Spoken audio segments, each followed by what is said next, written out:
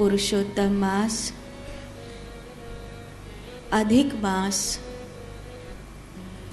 3 वर्ष में ऐसा समय है जो समय हमें ये कहता है कि जैसे 3 साल में एक एक दिन चुन करके इस महीने को निकाला गया है, ऐसे ही आप में जो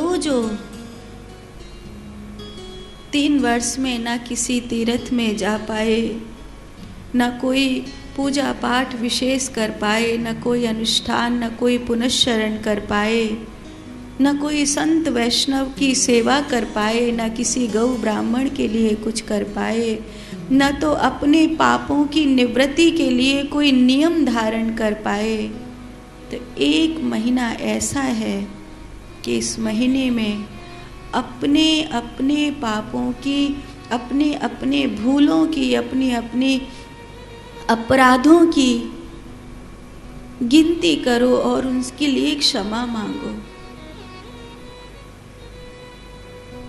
हम चाहते हैं कि हम कुछ अच्छा करें, भजन करें, पूजा पाठ करें, ध्यान करें, साधना करें, तपस्या करें, पुनश्चरण करें, लेकिन सब कुछ हमारे हाथ में नहीं है ना। सब कुछ हमारे हाथ में नहीं है। सब कुछ परमात्मा के हाथ में है। अगर वो कृपा न करे तो हम चाहे 1,00,000 बार संकल्प लें कि हम ये 5 माला फेरेंगे ही फेरेंगे, पर कुछ तो भी ऐसा होगा कि नहीं फेर पाएंगे।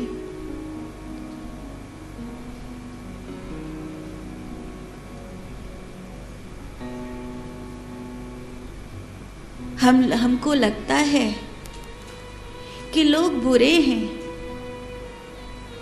कई बार लोग बुरे होते हैं, पर बुरा होना या अच्छा होना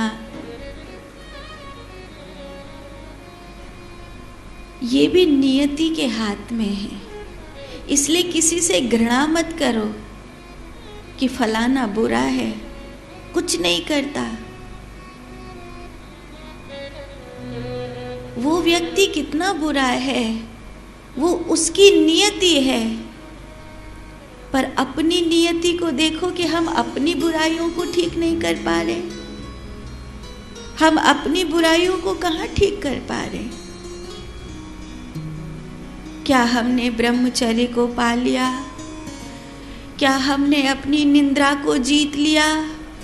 क्या हमने एक पल के लिए भी ध्यान को साधना सीख लिया?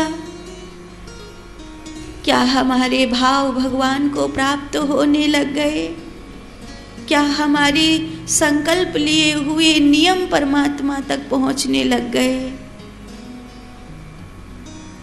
क्या हमारी चोरी जारी की घटनाएं कम हो गई?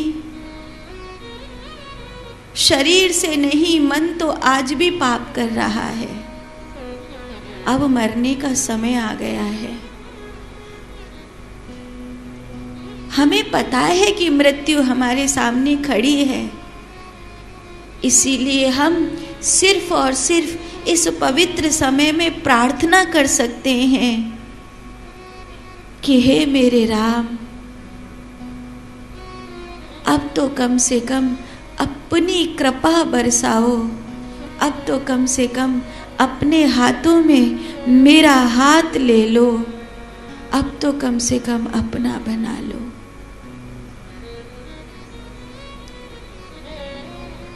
मैं तेरा भजन गा सकूं।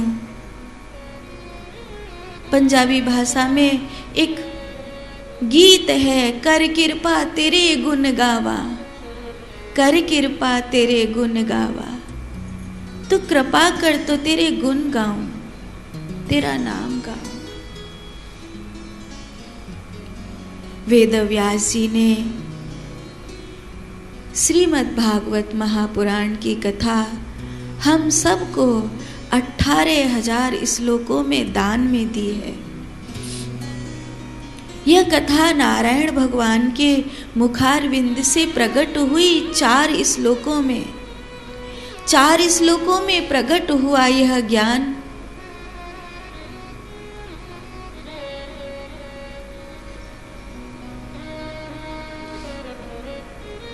श्री ब्रह्मा जी को प्राप्त हुआ। ब्रह्मा जी के द्वारा यह भागवत का ज्ञान नारद जी को प्राप्त हुआ और नारद जी के द्वारा ये ज्ञान वेदव्यास जी को प्राप्त हुआ।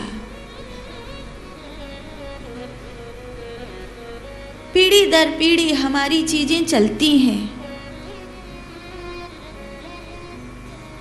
अपने बच्चों को गौशाला ले जाया करो, अपने बच्चों को मंदिर ले जाया करो। आज दादी का हाथ पकड़ करके जाएंगे, कल अपने बच्चों को हाथ पकड़ के ले जाएंगे। संस्कार पीढ़ी दर पीढ़ी चलते हैं।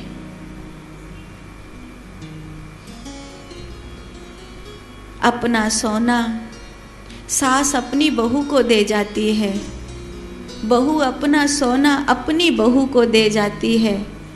पीढ़ी दर पीढ़ी चलाते रहते हैं।